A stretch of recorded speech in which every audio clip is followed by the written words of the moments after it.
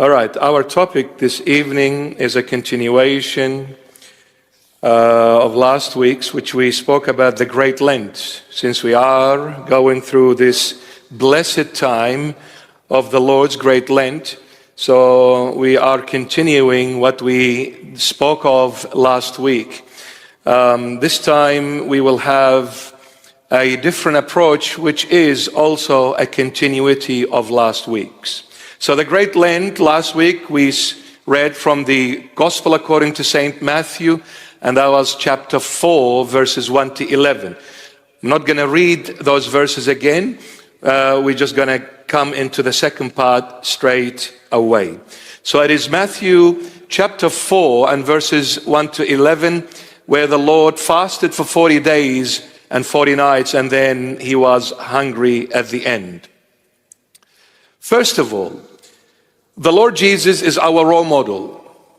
We need to look up to him and learn from him and follow in his footsteps, for he is the good shepherd, the only good shepherd that leads us to green pastures and still waters.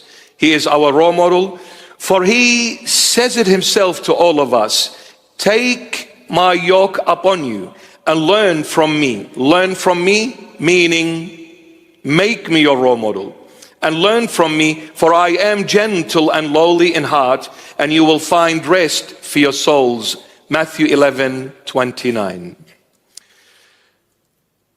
We all need to know this truth and this fact about the Lord Jesus.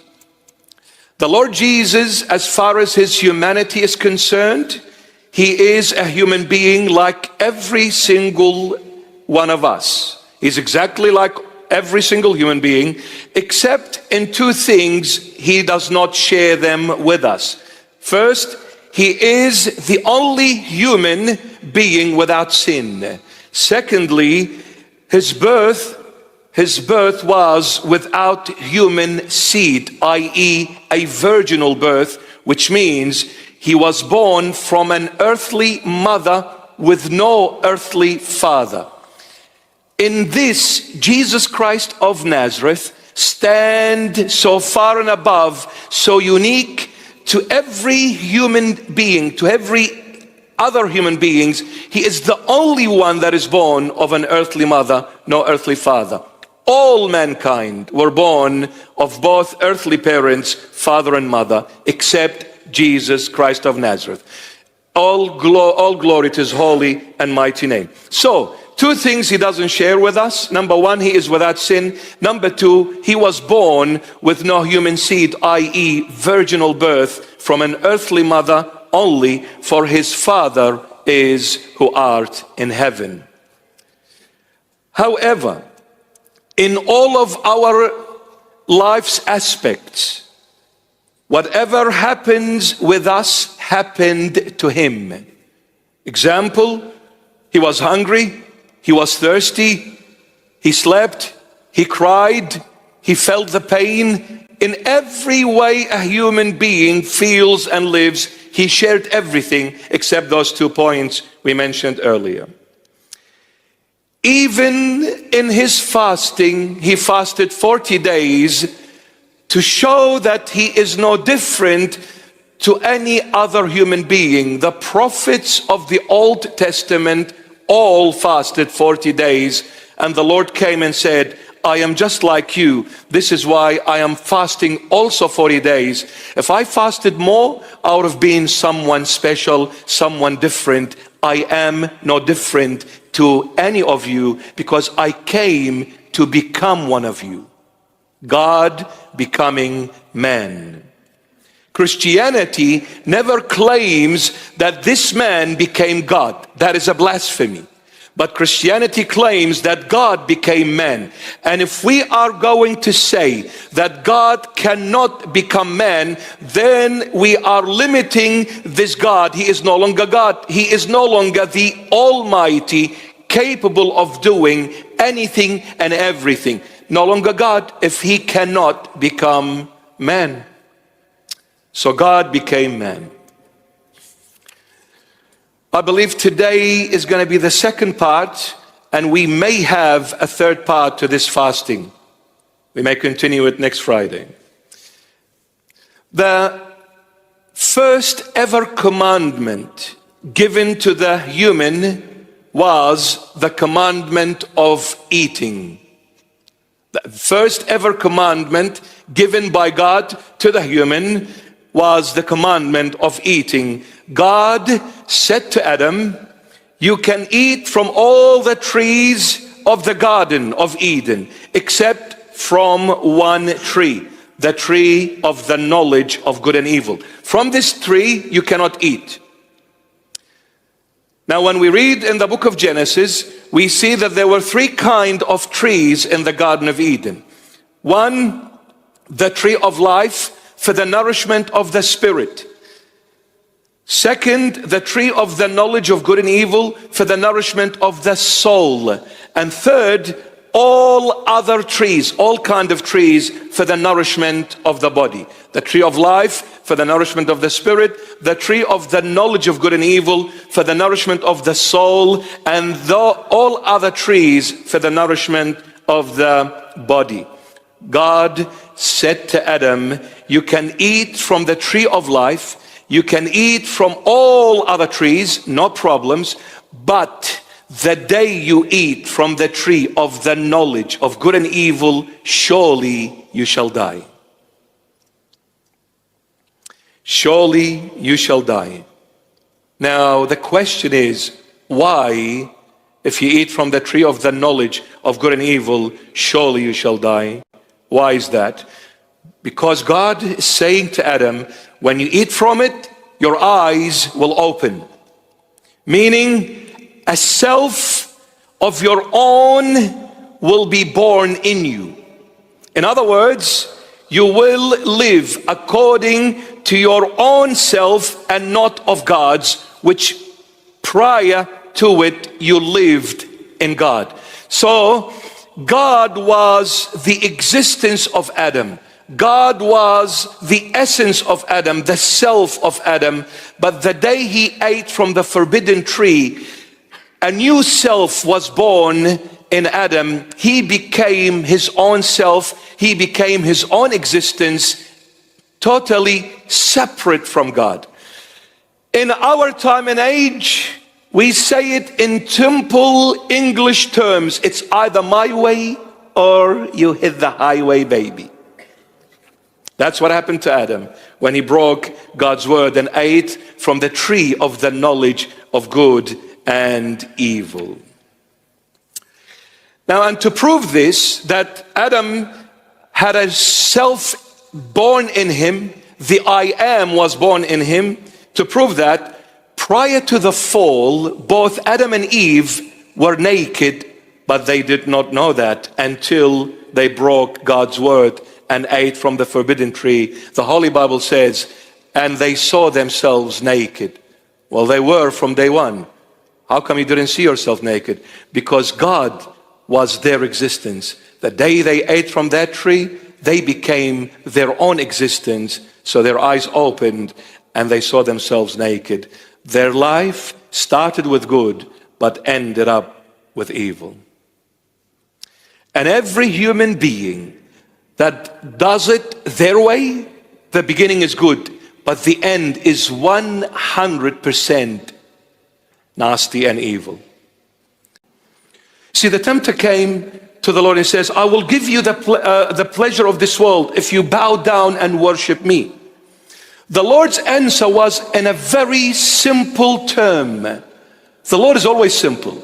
Even in his talks, very simple, but so deep. This is the wisdom of God, speaking in simplicity, but with complexity. That takes wisdom for somebody to speak in a simple way, but in a very deep and complex way. It takes wisdom to do that. The Lord answered the tempter with two simple words that are of a Greek origin.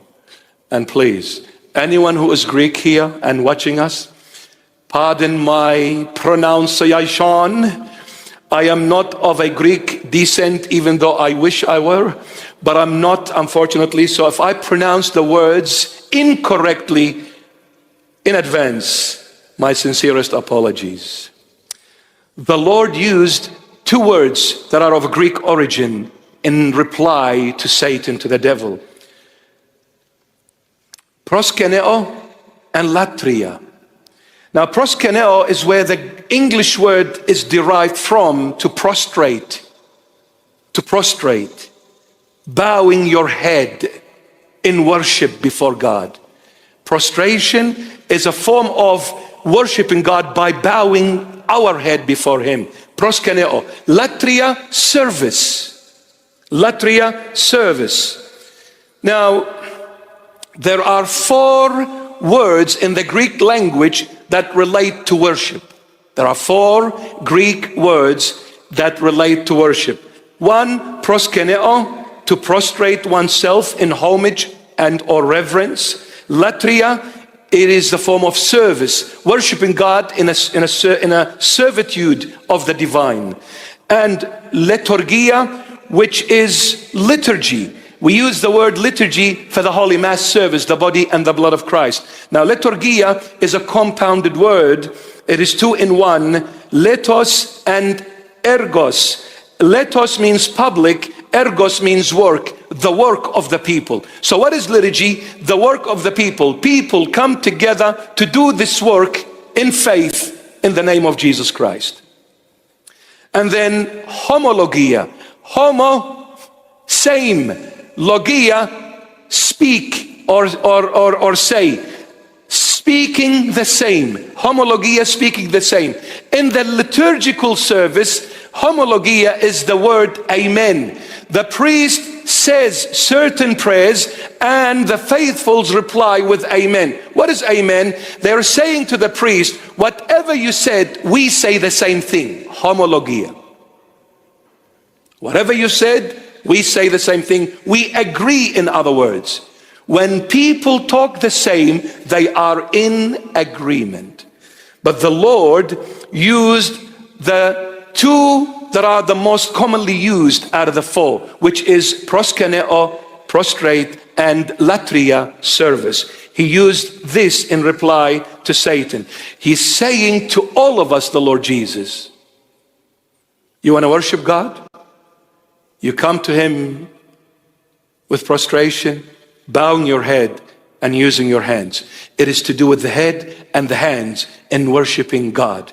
Now, why, my beloveds? Because imagination comes to your head.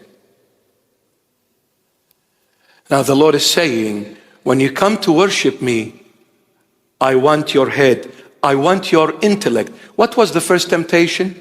Intellect. And what was the third temptation? Imagination. I want your head. Why? Because if I don't have your head, the second temptation that is to do with the will, you will abuse it and you will do things against me using your will.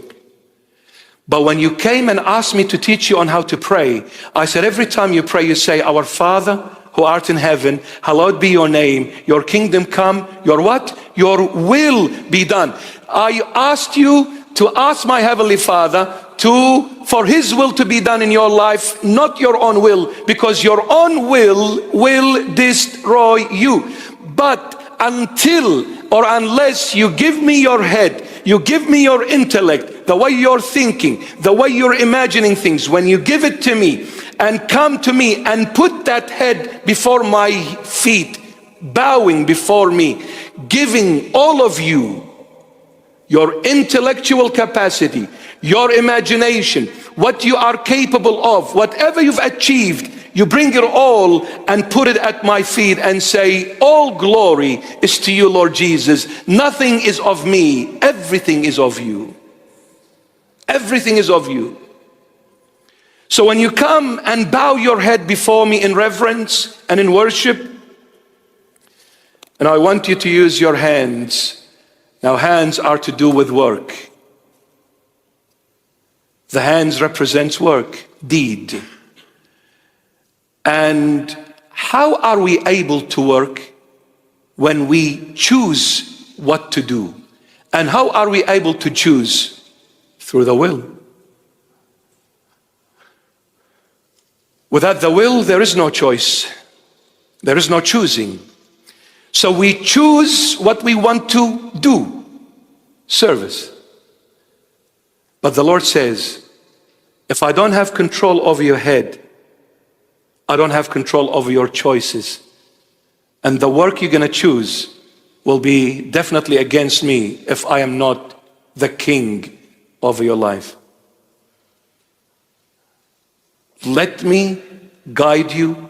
Let me lead you. Let me navigate you through this life's journey on earth, which I have created all for you. Let me weave you from head to toe, inside and out, because I am the only one that knows how you are made. Because I made you. I made you. I know what works in you and what doesn't. I know what ticks you and what doesn't. I know what gets to you and what doesn't. I know what makes you and I know what breaks you. Let me be in charge.